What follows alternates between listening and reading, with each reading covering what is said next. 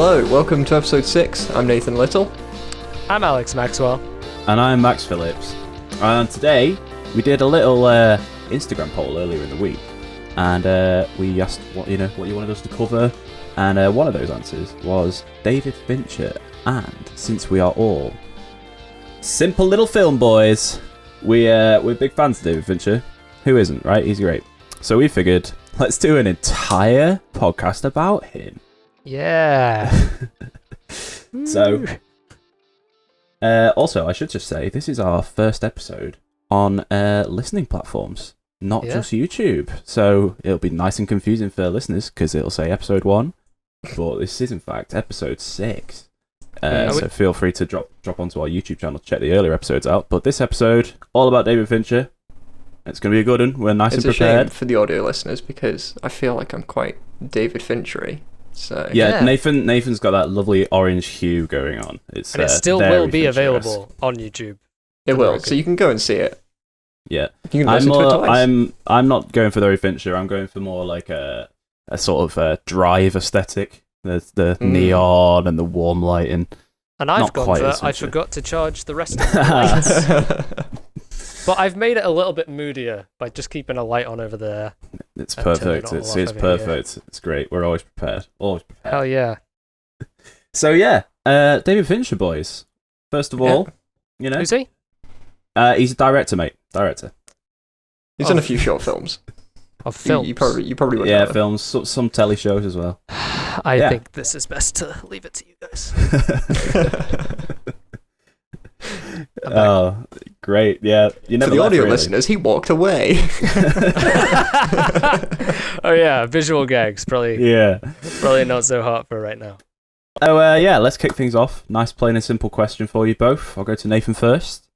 David Fincher, what are your thoughts on him?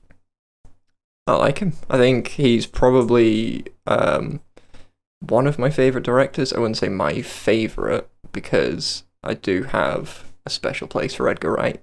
We could do a whole podcast on him as well. I'm sure we will. I'm sure we will. Requested. But yeah, the sheer dedication to the craft and the art, like the numerous takes that it takes for him to get the film that he wants, and the first thing that comes to mind is like just those static conversation shots. Like people think of like Fight Club and stuff, like lots of action and that kind of thing, but like the thing that he's just so good at is just directing a conversation. My favourite parts about Fight Club are the parts where it's just the protagonist and Marla having a conversation in the kitchens and stuff, and she obviously knows the twist before we do, right? Yeah. So she's aware of something going on. So she's always questioning it, and I think when it's quite difficult because I'd like to watch it with a fresh mind because now it's Fight Club to me, so I go into it and I know the twist, so I'm like watching it like she's questioning it because obviously, Brad Pitt isn't a real person. Yeah. So what's interesting from my perspective is I watched this for the first time. I watched Fight Club for the first time this week in preparation for this because I've watched a number of David Fincher films, but it was one that we talked about. It's kind of iconic. I bought the DVD maybe 6 years ago. Yeah. And never watched it. But kind of being so late to the game, obviously, I knew the twist already, which was a weird position to watch it for the first time in because of how it's done. Because I'm thinking, wait, hang on. Has someone been lying to me this whole time? Is that the twist? Or how is this? I think in particular the scenes where he's like in the house and he's like, I don't know, maybe working out and he can just hear, he's just doing stuff and he can hear, Brad Pitt's character just banging Helena Bonham Carter, and I'm thinking, they can't be the same guy. but you never see them together, not once. They're never in the same room together, and he even says it in the film. It's even addressed. He says it out loud. That they're never in the same room together, and you're going, I see what you're doing there, David. That's very clever. Kind of knowing it, you're like, that's because. Well, they're not in the same room when there's other people, because there's the bit when they're like outside. Marla leaves, Brad comes in, leaves in. Yeah. And it's they do that a few times, and you think, Yeah. Well, that actually raises quite an interesting point there with you saying you'd only just watch Fight Club, Alex, because it's such a iconic film, and I think it speaks a lot to the film's nature that you owned the DVD 6 years ago. Just because it's Fight Club, you've got to. Everyone's got to see it. I was the student at uni that had the Fight Club poster on his wall. Like, it's. I've been a Fincher fanboy for a long time, and I think Nathan's sort of the same. I think we're all on different levels with it, but Alex is sort of hot and cold. I think, right? You're a fan, but also. Yeah. So, I mean, I've seen a number of other Fincher films that I have loved and adored, and it's kind of when you're so into something, you then go into it and you're like looking up articles and videos about it, and you want to see other things. You end up in that YouTube hole. Yeah. And I've done that for a number of his films, and I just had never gotten around to Fight Club, and I can appreciate it. But I think, obviously, I've seen films that he's done after that. And kind of, obviously, everyone grows and develops. And it's like reading the Harry Potter books. I started those when I was a child. And then as I got older and they were released, I read them. And the writing style of them develops and matures. I then tried to reread the first one as an adult. And it was so painful because it's written for a child. It's written for young children, but the other ones are written for older children, teenagers, and it's more digestible. And it was almost like that, in that I've seen a more developed Fincher.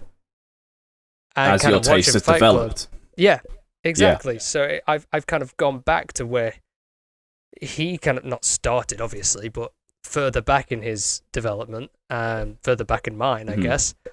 And I enjoyed it. It's not a bad film by any means. Yeah, of course. I think as well there is the trap of hype. For sure. Definitely. Yeah, absolutely. Well, that's the thing when it's for anyone that isn't a film media student, Fight Club is the film.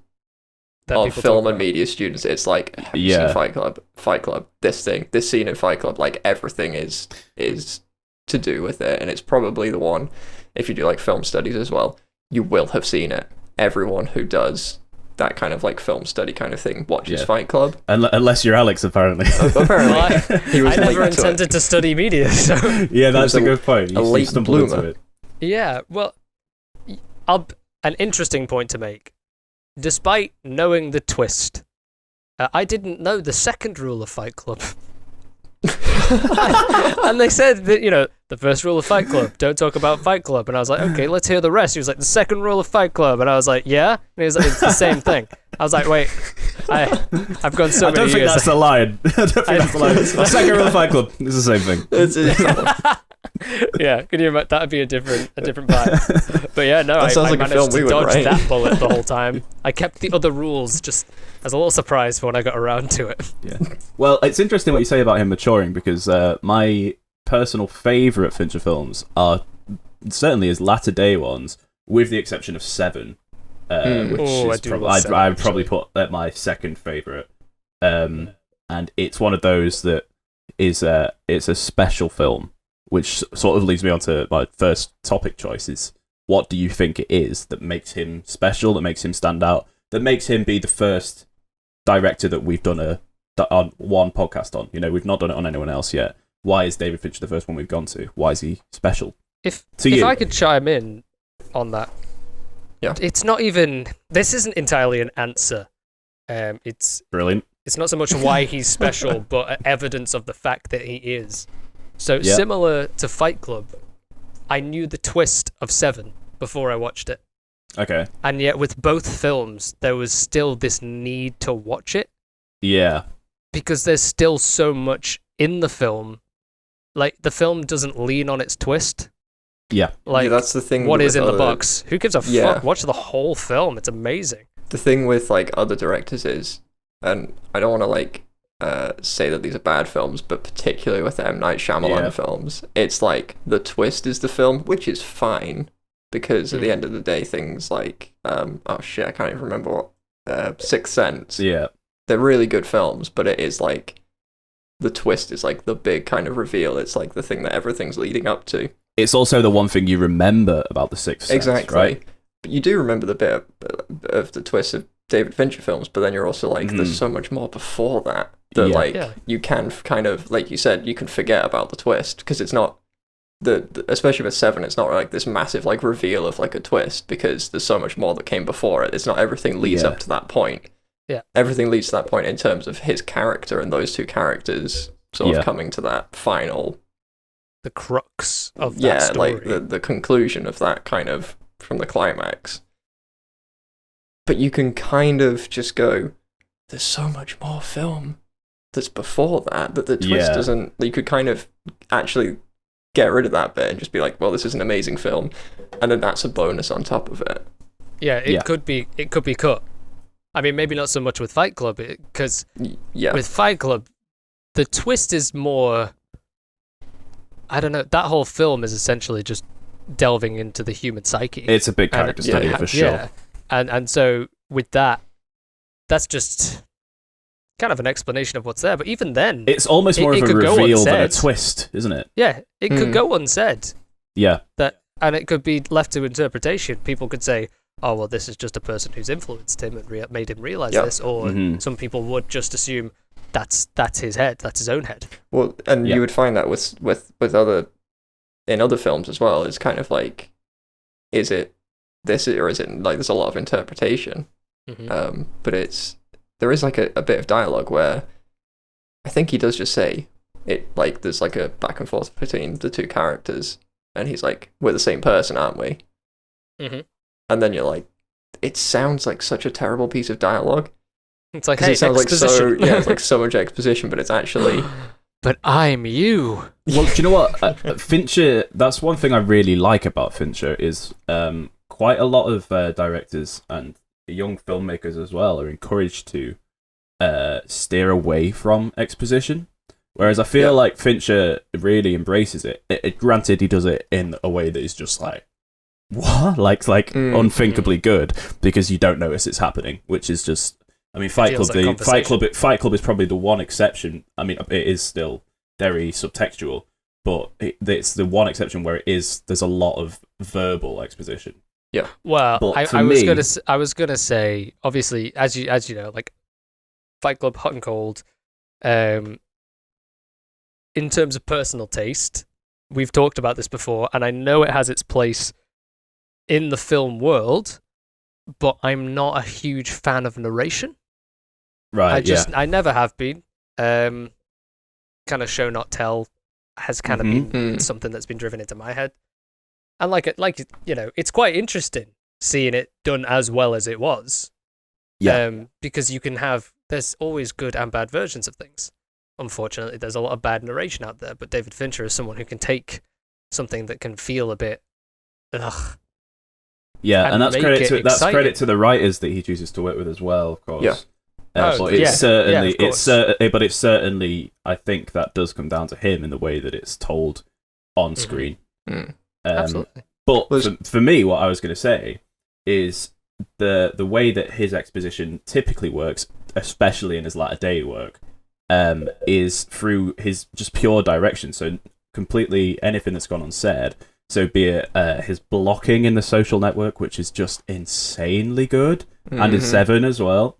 And it's this meticulous desire for perfection, and that's why he's famous for getting so many takes.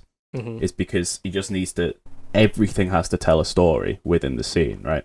Yeah, and that's just like if it's through movement of characters and the geography of a scene, and whether that is replicating character arcs or helping the plot move along. He does it in every scene, and it's crazy how much effort he puts into it. The thing that is so good about the way that he reveals the exposition, though, because in the scene in The Girl with the Dragon Tattoo where they're kind of doing like the investigative work, where they're looking at all those photographs and they're like trying to find like this person was here and they're like normally what happens is someone will they'll basically just have like, here's all my notes, and they'll like tell it to another character and like, this is how I came to this conclusion. Or they'll show like a shot of someone like typing away at a computer and then they go I've got it. I've got it. But what he does is you have a close-up of the character, a close-up of the thing, and then their notes, and then you as the viewer will have the point of view of what they're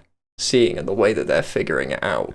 Mm-hmm. And then you come to the conclusion at the same time as the character, which makes it so much more rewarding because it's like you figured it out, did it. they figured it out. I'm part of this film rather than just being told what you're supposed to, have figured out yourself, basically. Yeah, and I think with how Fincher works in that way, it's so technically efficient, but it doesn't always. I'll come to that in a bit, but it doesn't always lean too much on that as a crutch. It can focus on story for the majority of his films. Yeah. And that sort of just makes me, when I think about that, when I think about Fincher, I think technical marvel and just the intricate details in his direction and in the camera work and in the lighting and in the score. Everything he does, I think, is just like outstanding. But he also has this very keen knowledge of story and how to tell it within a film that draws me back to the films every time, with maybe one exception. I'm sure you guys will maybe disagree or agree on what the exception is, but I will get to that in a bit. But yeah, it's I'm just sort of wanted to ask you guys what you think his technical standout is, because I think there is a worry with technical films that, and I have this problem with Charlie Kaufman.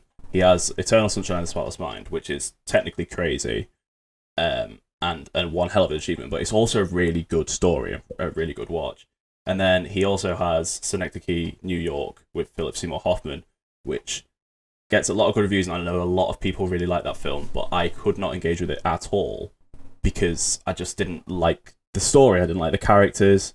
It was a bit too Charlie Kaufman for me. Yeah. Whereas I think David Fincher has this perfect thing that Christopher Nolan has going on as well, of story is key, right? That's what I was going to say. But before we get onto that, though, I do want to know what your favourite technical standouts are from him, because even though story is key, he also has all these moments, like we were talking about earlier, where his technicality is just sublime.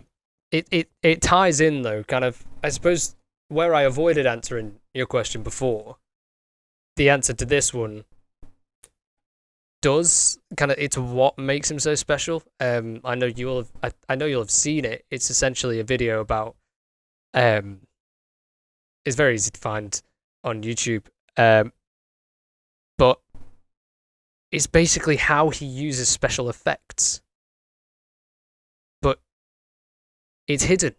Like, there isn't any big flashy Avengers monsters or like anything like that. It, like you said, it's story driven. That's what makes him so special. No matter how much technicality or special effects, and there's so much in it. Yeah.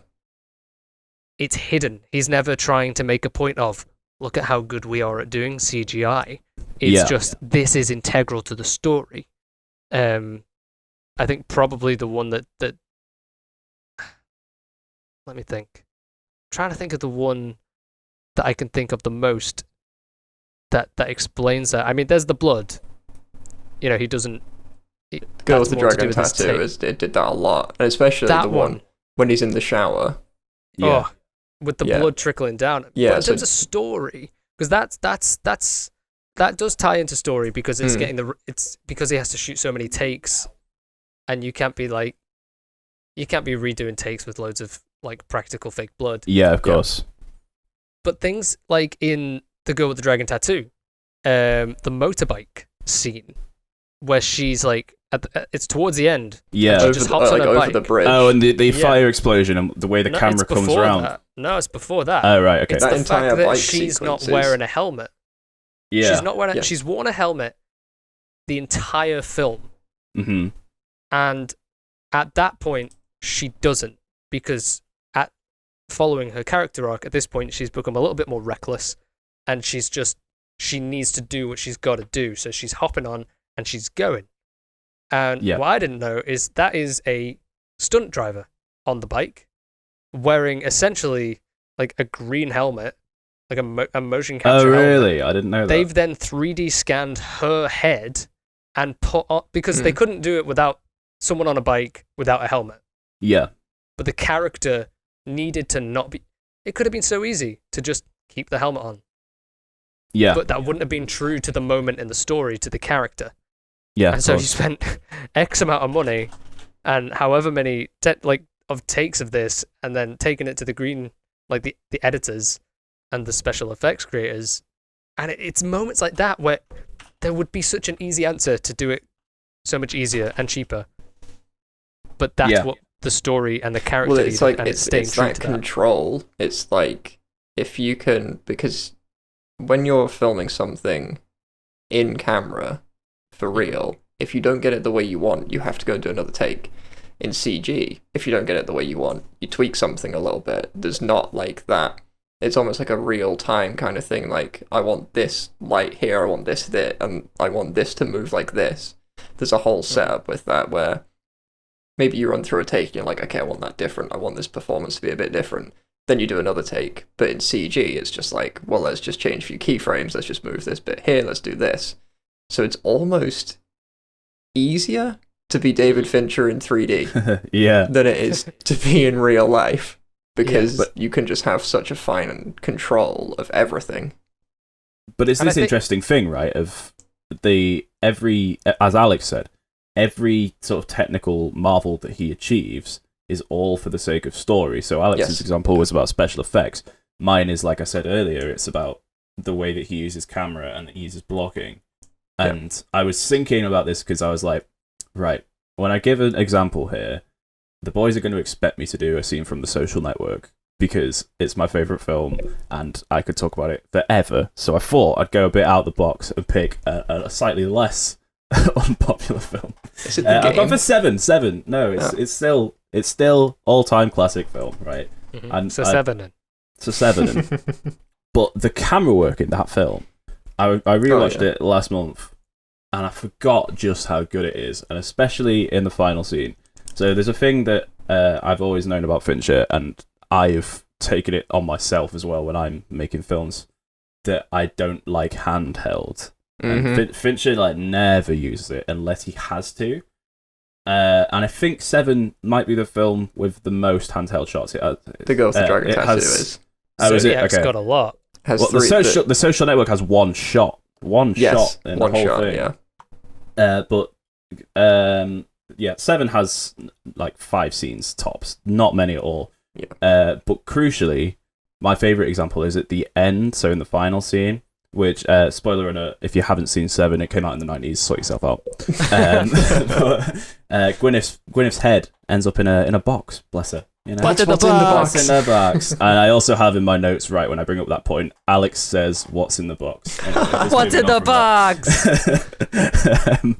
So, in that scene, as I said, it's been on a tripod pretty much the whole time, apart from in the corridor chasey scenes that they do, because you've kind of got to use it a bit there. But suddenly, once the power dynamic changes, John Doe is on a tripod the entire time. Yep. The entire time, sort of reflecting his manner, his calm, controlling manner. And the camera gets gradually shakier when you're on the detectives as Brad Pitt learns and sort of starts working out in his head what might be in the box.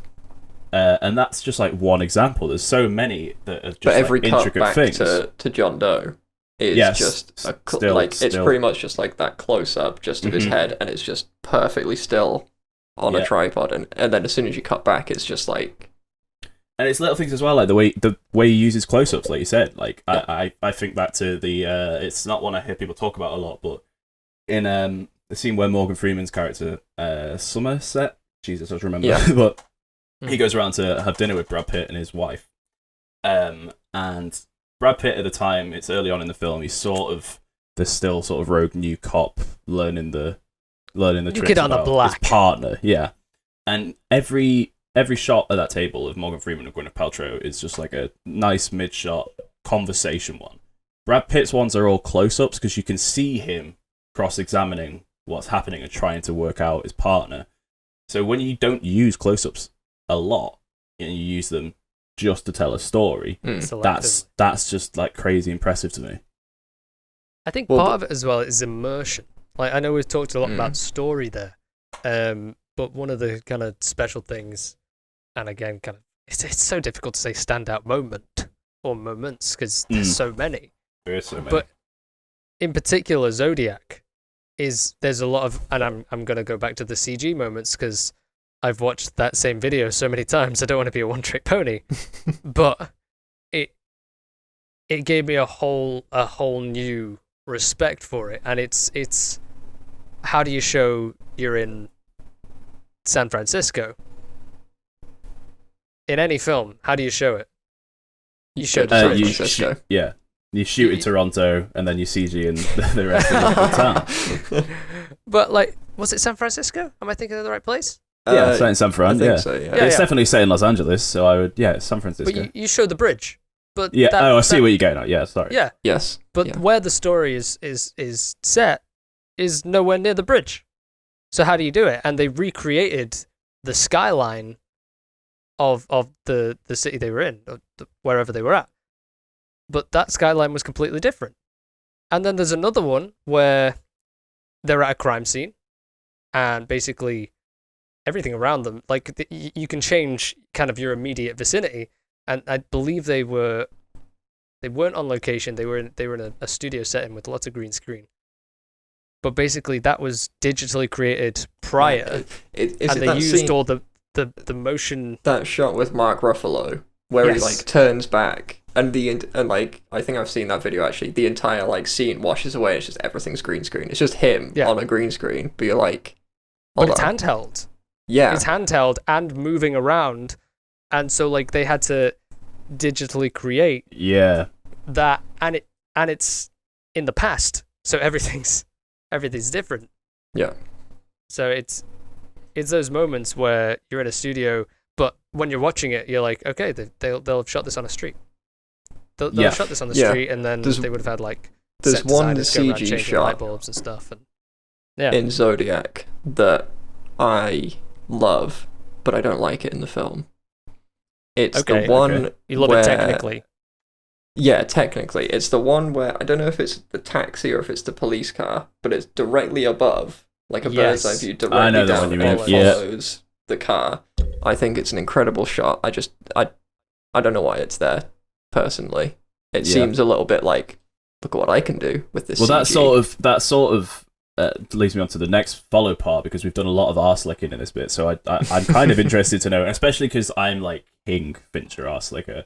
So when I was writing this up, I was like, I have to think about this, right, and try and be objective, you know.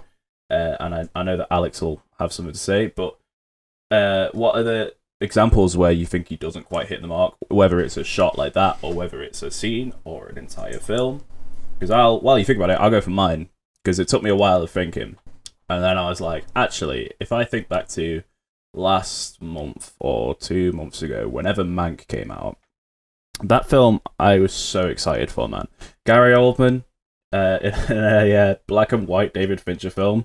Come on, I'm such a pretentious wanker. I love that shit. And I did not like it. I didn't like the film. I thought it was I thought it was objectively good, but I didn't enjoy it. And I've been sort of trying to think about why. And I think about it. I've always had this theory of when I think of films, right? That it's sort of like when you're creating a film, you walk in a balance beam. On the right hand side, you've got story led, and on the left hand side, you've got technical ability. Some directors can go all the way left, some directors can go all the way right, and it works just fine, and you have a good time. I think David Fincher is one of those that operates pretty much directly in the middle, but when he deviates, it will change the way I think about film. So say something like The Girl with the Dragon Tattoo, or Gone Girl. They lean slightly to the right, more to the story-led. It's still Fincher, so there's still loads of technical, amazing stuff in them, but it's very much focused on the story. And that might mean that they get a little less high critical reception. And then you've got The Social Network, and Seven, which are like slam in the middle for me. Zodiac's sort of in the middle as well. And then he doesn't have any, really. Maybe Fight Club that deviates slightly to the left of technical stylization over story, but it's so story-driven that it's hard to say that, really. I feel like But Mank definitely did, to me. Yeah. I feel like it was so focused on its stylization, because if you don't know what it is, it's set around the story of writing of Citizen Kane, which is dubious, by the way. Mank didn't, the film gives him way too much credit to sort of take away from Orson Welles, which is a very weird thing, because Orson Welles, that was his film, Citizen Kane. But that's a conversation for another day.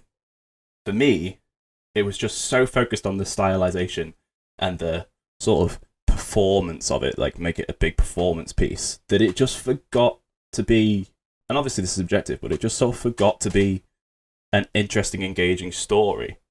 And then I thought that was just interesting, that the one film that I don't like of his is where he deviates away slightly from story and focuses more on the stylization and the technical ability of it.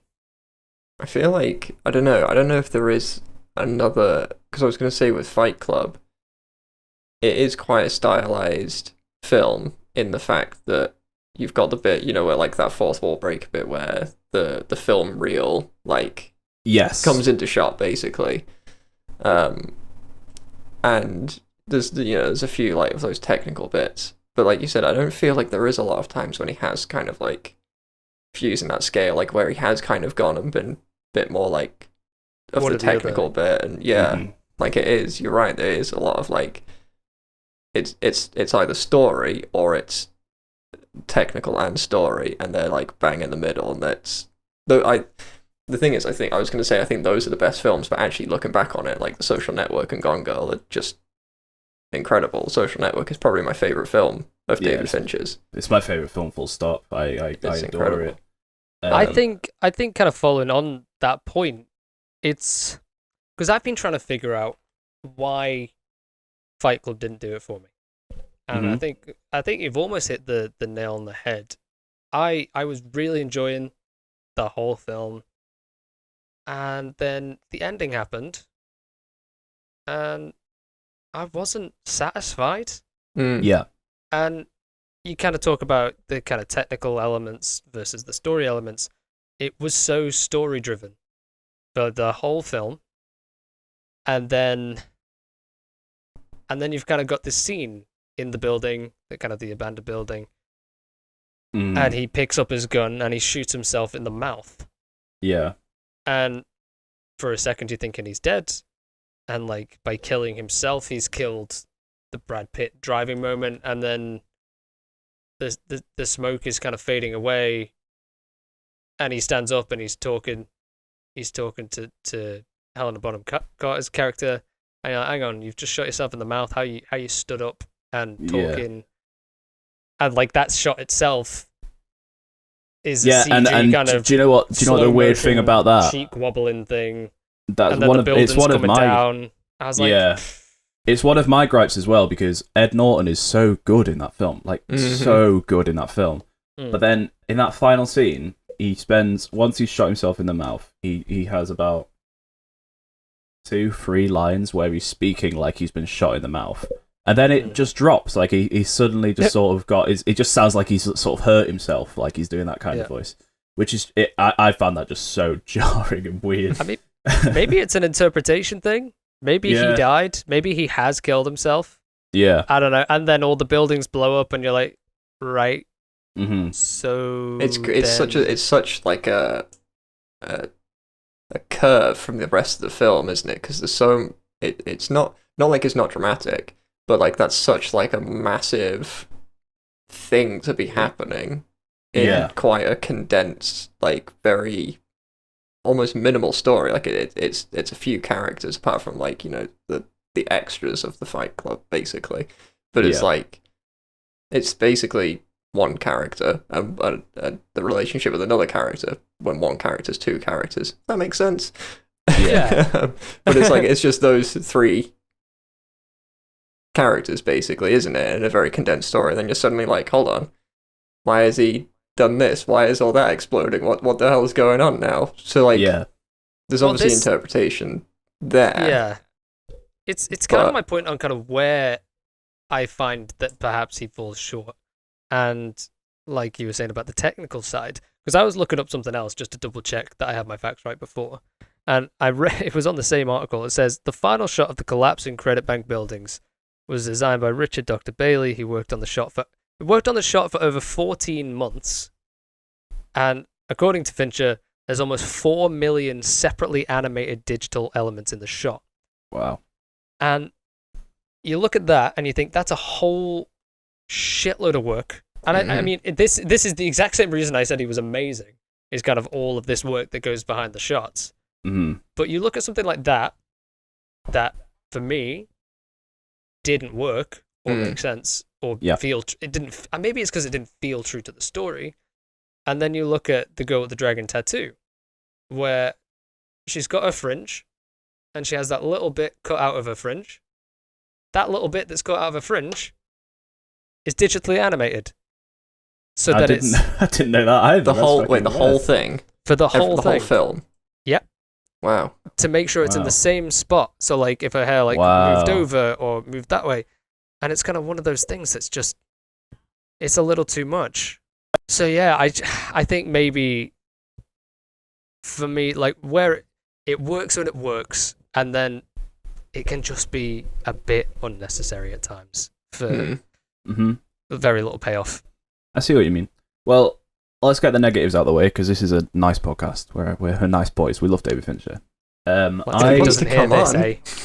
wanted to talk about intros. Okay. Welcome to the show.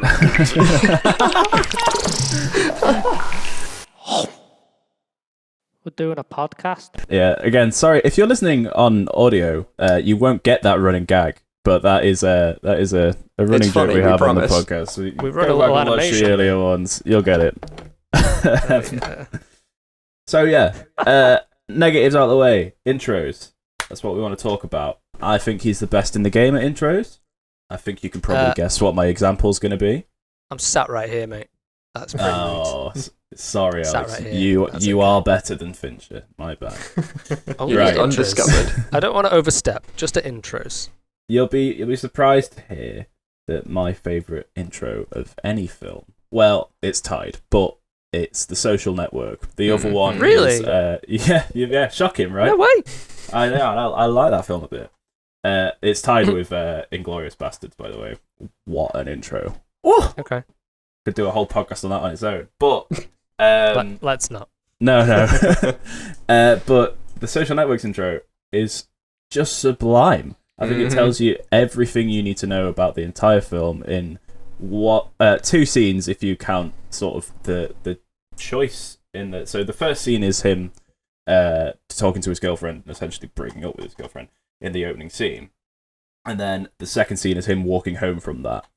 And just the choice to just focus on that while you do the intro credits of just him walking through Harvard. And I don't know what it is about it. It's the way he moves within the shot. It's the soundtrack. It's the fucking gorgeous color grade.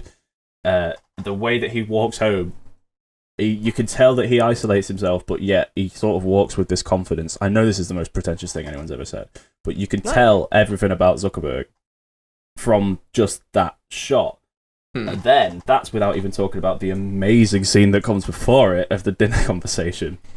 Which I know Nathan wanted to talk about. Like, I mean, Aaron Sorkin's dialogue is just incredible. Like, Nathan, I feel do you like Aaron Sorkin? No.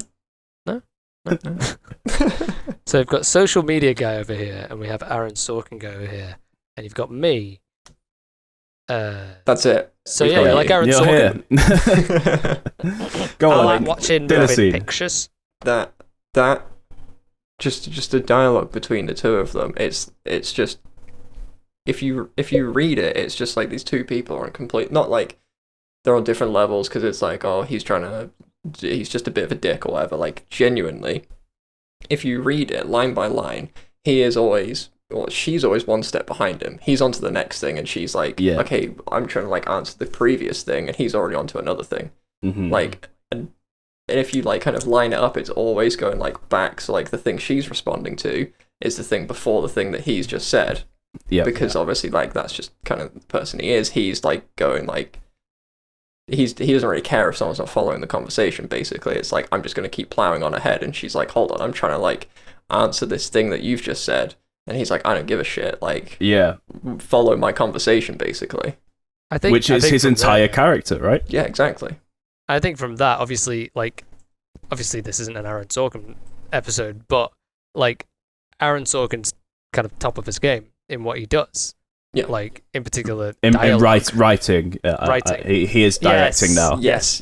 Which he's not top of his game. He's not top of his Yes. game yet. Yeah. So, in terms of the writing, in particular, dialogue, like, I mean, I know he wrote and directed the trial of the Chicago 7, Mm-hmm. but my God, what a film. Yeah, and do you know what? That film as well, just to briefly stick on that, it didn't get that amazing coverage, and I know Mark Kermode wasn't that hot on it, but I really liked it. I thought it was amazing. It is it's one of my favourite films, genuinely. Yeah. But I think when you put someone, and I'm going to hold my hands up here, they know it, but the audience don't. I haven't watched The Social Network.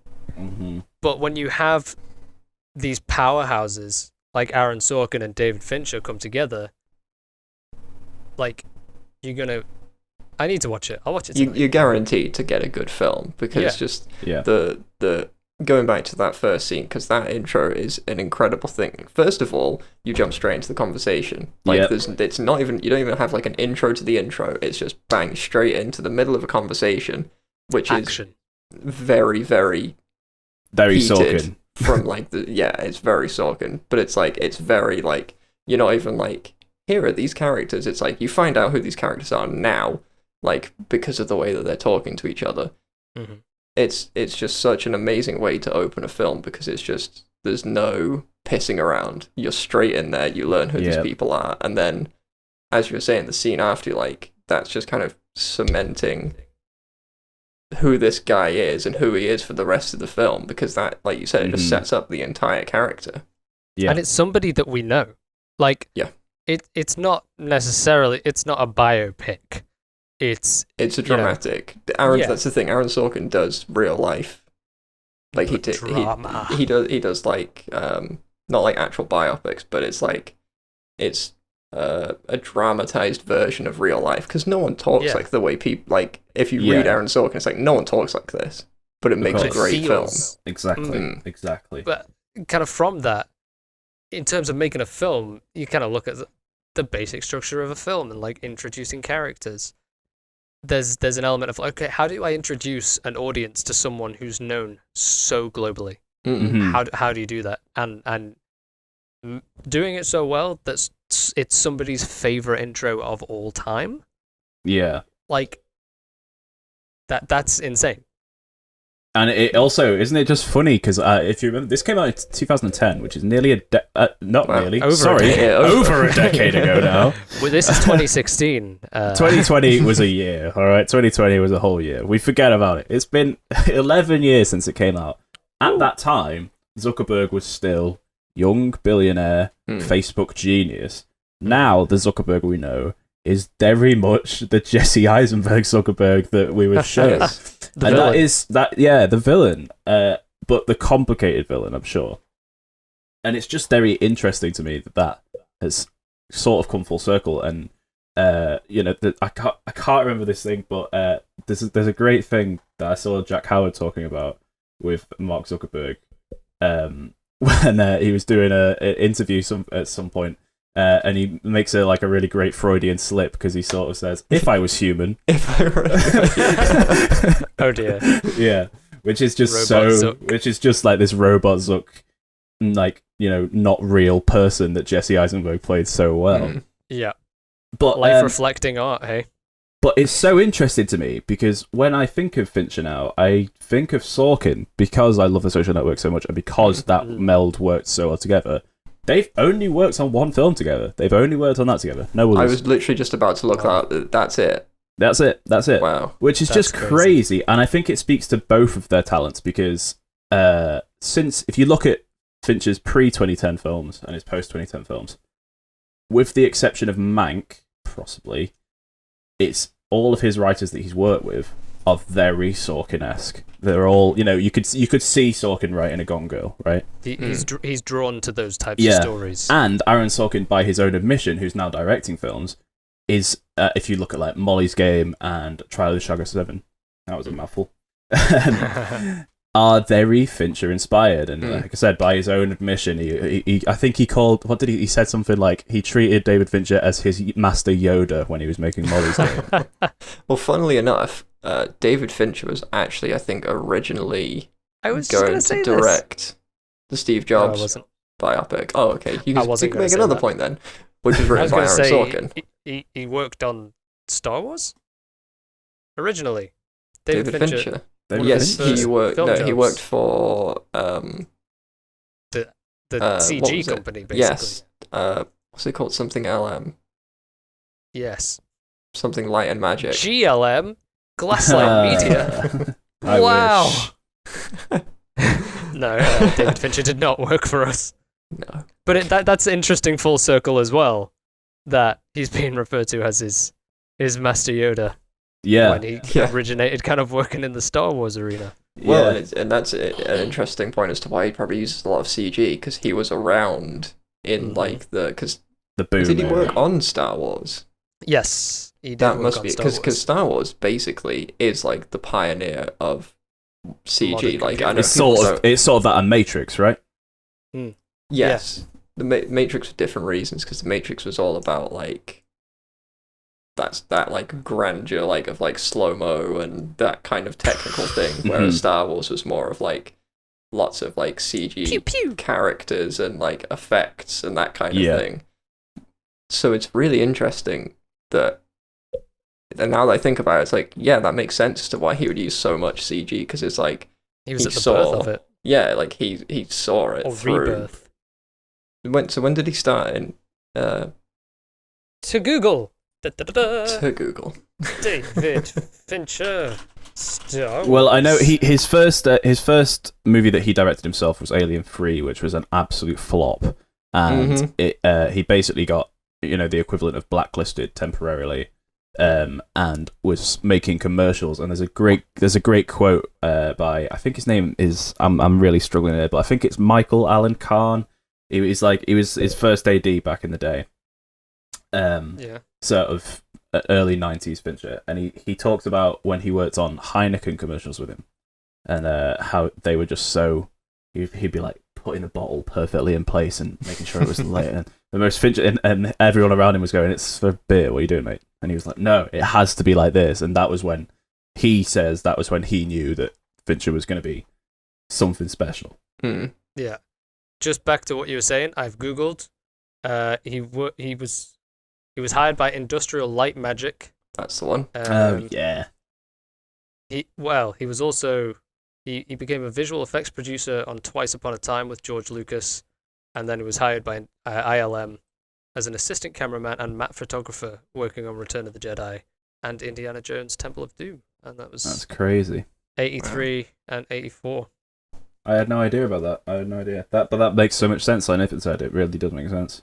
Yeah. Because as well, Star Wars is a good example of, well, all right, the first three are good examples of CG when it's needed, right? Yeah. Yes. However, the prequels, it might be CG where it's not needed. Yeah. But Yeah. the level that it took it to, like if you look at what they were doing at the time, you're like, that's easy. We do that all the time now. But it's like that was the first time they were doing it, and it might not have been great story films, and the CG might have been kind of like, you don't need to do this. But in terms of like pushing the game, you're like, this was a film that needed three films that needed to happen to push the boat of CG. Yeah, and it's the same. It's what happened with Lord of the Rings. It was that because it was in that same sort of time period. Lord of the Rings, despite coming out in 2000, 2001, 2003, we were all sort of made, with the exception of reshoots, in like 99, 90, across a 5-year period, like up to 99. So the CGI wasn't at that prequel Star Wars level yet, where it was like, look what we can do! Yeah. But it was doing it out of necessity, Yes. which is the same as the original Star Wars is, which is how Fincher uses it, which is how I really like CGI. Yeah. Apparently, he was almost directing Episode 7. Oh, That would have been interesting. But then that would have been interesting. Yeah. Could have been written by Aaron Sorkin. Do you imagine? But Talk about Aaron Sorkin again. I just think it's interesting because we were saying he's only worked on one film with him before, but Fincher does have a team of frequent collaborators around him, which I know a lot of the best directors do. He obviously, since The Social Network, has worked with Trent Reznor and Atticus Ross on, I think, every one of his films, to amazing results. Those guys are the best of the best. I mean, I think he worked with Howard Shore on earlier films, which is crazy because Howard Shore is like GOAT status, and then moving on to someone taking a risk on Trent Reznor, who was just from Nine Inch Nails at the time, and it being, that soundtrack to The Social Network is whoa, oh mama, that is good. And it changed the game as well, and now he works with him on everything. So he worked with someone, Howard Shore, GOAT status, Lord of the Rings soundtrack, crazy good, and then created GOAT status in Trent Reznor and Atticus Ross, because those guys are, in my opinion, unrivaled when it comes to score, and it makes sense that he's worked with them every time. He also works with Jeff Cronenworth, the cinematographer. I know he does vary who he works with, but for the most part, it's Cronenworth, and he's the one that creates that, the style that we're all so that's used the thing. to. It's kind of like you'll find it with a lot of directors when you look, especially like Christopher Nolan works with Wally like Fitzer. Wally Fitzer, isn't it? Hoyt van Hoytema, isn't it? He did Interstellar. Oh, now we're at a bypass there. I thought it was Wally Pfister. Quick Google search. But anyway, I'll go on to my point. Basically, you'll find with directors that when they find someone, whether it's a writer, a cinematographer, an editor that they like, they'll just go, right, you can make all my films now, because they have that kind of relationship where they're like, I know what they want. Like, I know what this director wants, and I'm going to do it. I can do it. And then they trust them to do it.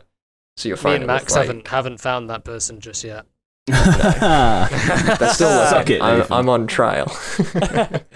Yeah, we'll have you on a 10-year trial period.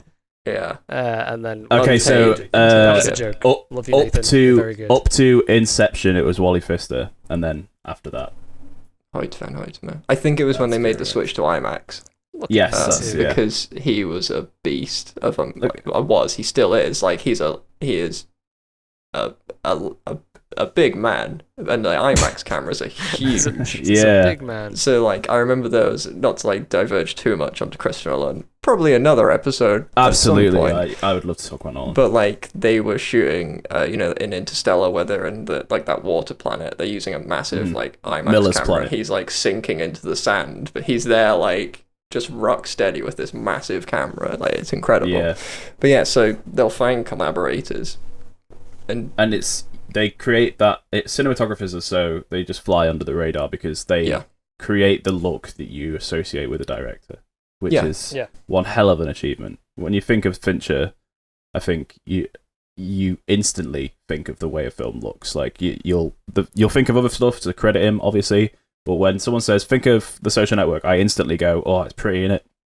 And the way that it, like the camera, like, draws your attention, like, especially in, like, The Social Network, where they're in the courtroom, and the camera, like, it'll cut to the empty chair. Yeah. And then in Zodiac, where it, like, the Jake Gyllenhaal's wife is having a conversation with him, and it cuts to him, and he's not there. Like, he's in the room, but he's not in like the doorway. He's like over the other side of the room or something. Yeah. And so like using the camera to like for negative. It's basically putting David Fincher's force onto screen in a way that looks amazing. Yeah. Yeah.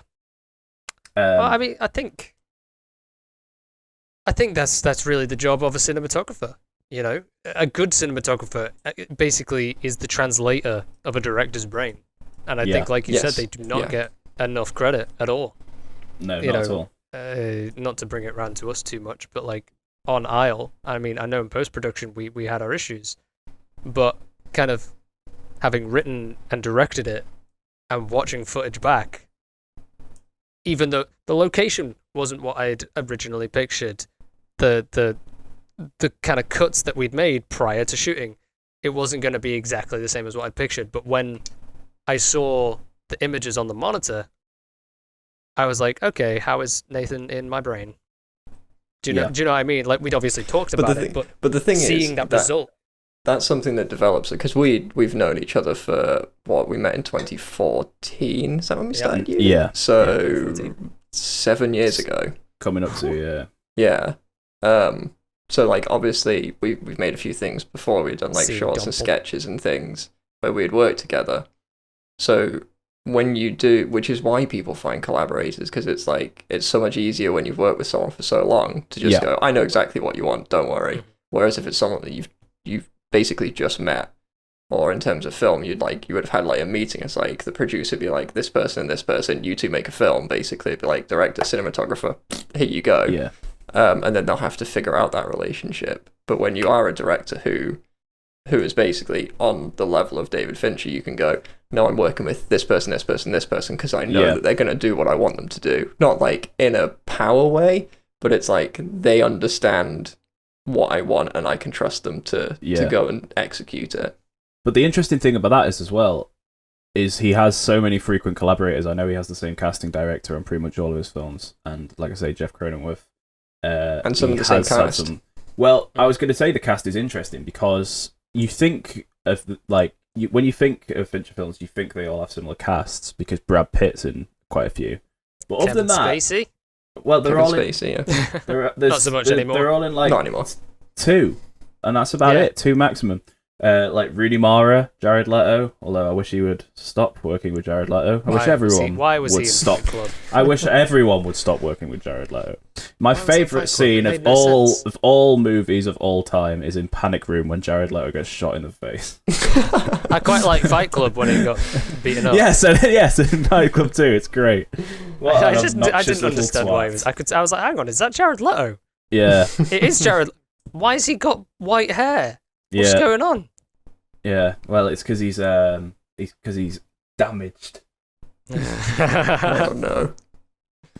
But no, I this isn't the shit on Jared Leto podcast as much as I would like it to be. That's for episode 10. Yeah, but he has a very I don't know the word, like meticulous choice when he comes to who he works with. So like. The Social Network is a great example because it's like Jesse Eisenberg is perfect for the character. He goes for Rooney Mara, who's one of the best actors in the game, in my opinion. She's just so good. Brad Pitt, underrated, probably my favourite actor. Amazing. Loads of people that are just perfect for the role, but they don't come back if they're not needed, you know? Like Rooney Mara was in House of Cards. Oh, was she? Yeah. I didn't know that. She was in season 1, and then she gets pushed into a train. Spoilers for anyone that's not seen it. That's not Rooney Mara. That is. Kate. No, it's not. Is. No, it's Kate Mara. It's her sister. It's Kate Mara. Yes. Yeah, they look very similar. Keep it in the family. I didn't know they were sisters. That's crazy. I think they're related. Are they? Let's Google it before we put this out. Hang on. Yeah, they are. Yeah, sisters. What? That's blowing my mind. That's crazy. I had no idea. I also love the fact I got stuck on a surname. I was like, Kate, what's her name?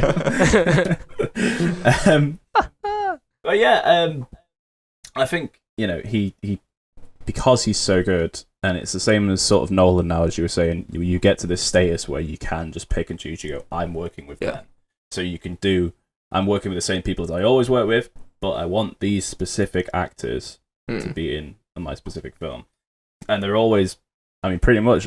Actually, no, I was going to say Mank is one I don't like, but it's perfectly cast. Gary Oldman's excellent in it.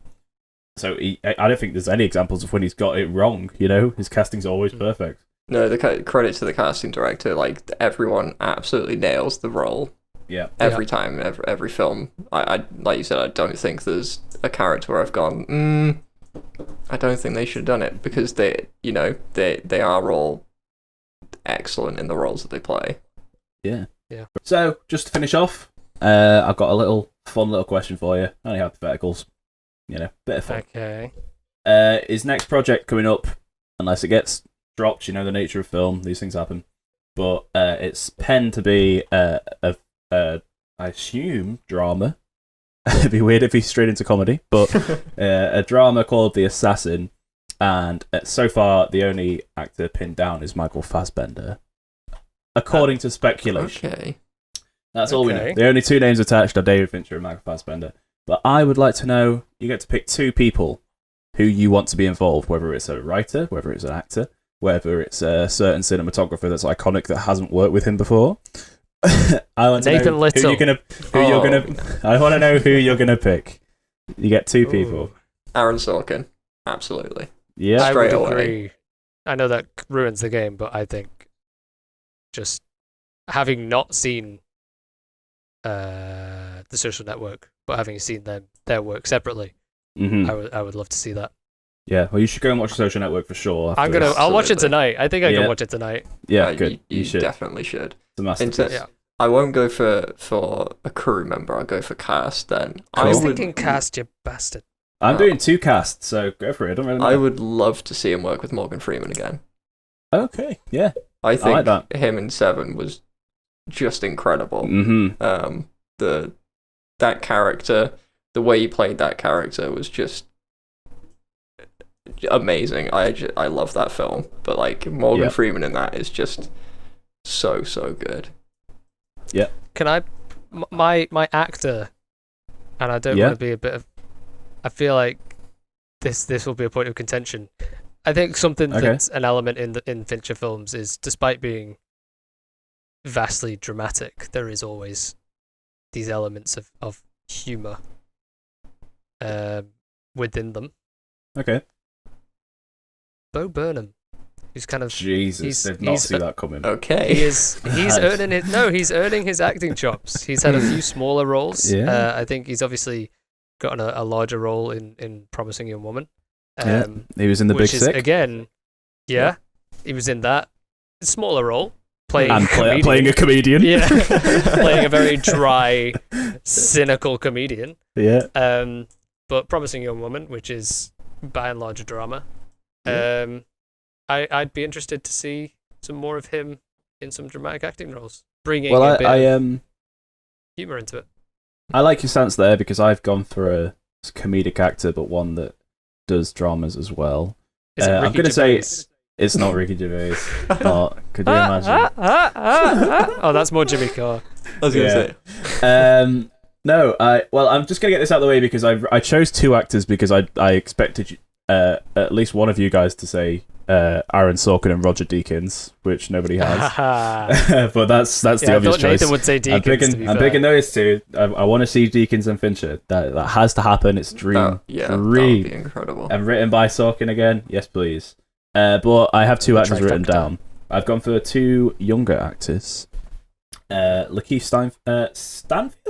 Stanfield from Atlanta and Get Out and Knives Out and Sorry to Bother You. Oh, have you seen Sorry to Bother You?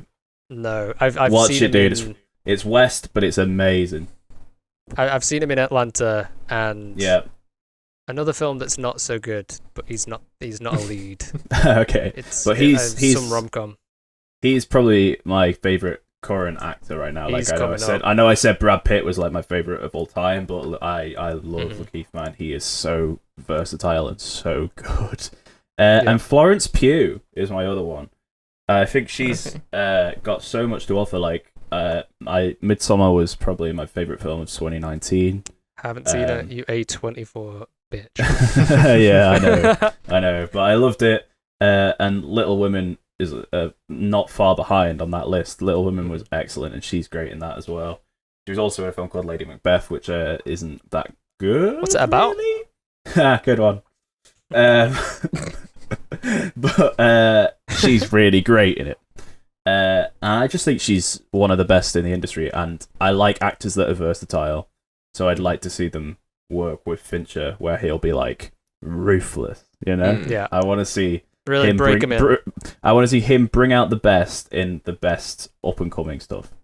Yeah. Because Florence Pugh was in a WWE biopic like last year, 2 years ago. Was that her? And it was Did that have The Rock in it?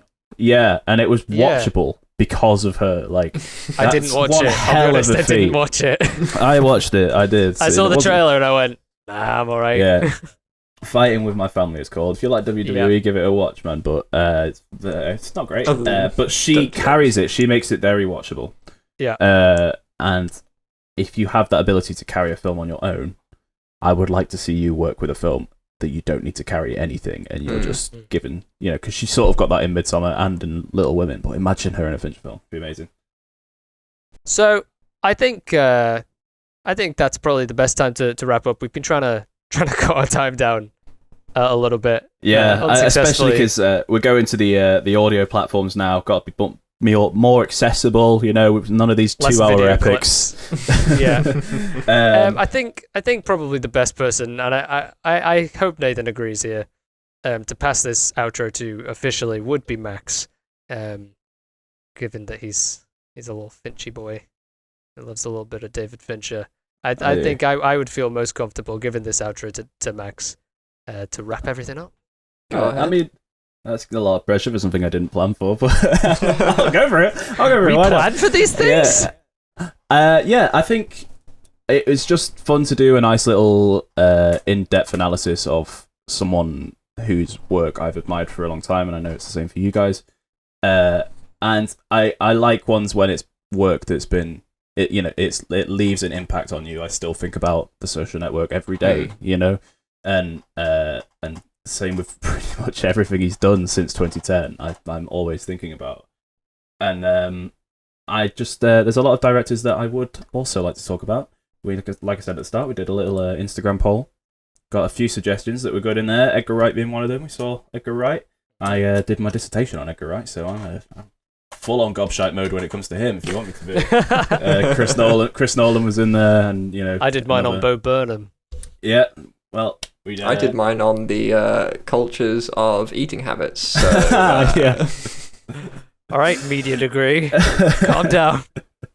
So yeah, if you like this, there'll be another episode up every Friday. Unless the world ends, like it actually might. Anything can happen. Who knows? But every Friday we're gonna have an episode out. If you're listening to it, drop us a subscribe on YouTube, because it really helps us out. It's the best way to get it. If you just want to see our beautiful faces, it's the best way to watch us. And if you just like our voices, thanks for listening to us anyway. We're still on here every Friday. So yeah, that's it. That's about as high pitched as we get. That's about as high pitched. See you later. Bye, everybody. And then we ramble at the end and ruin the illusion. And Yeah. Here we go. I think I'll cut it now.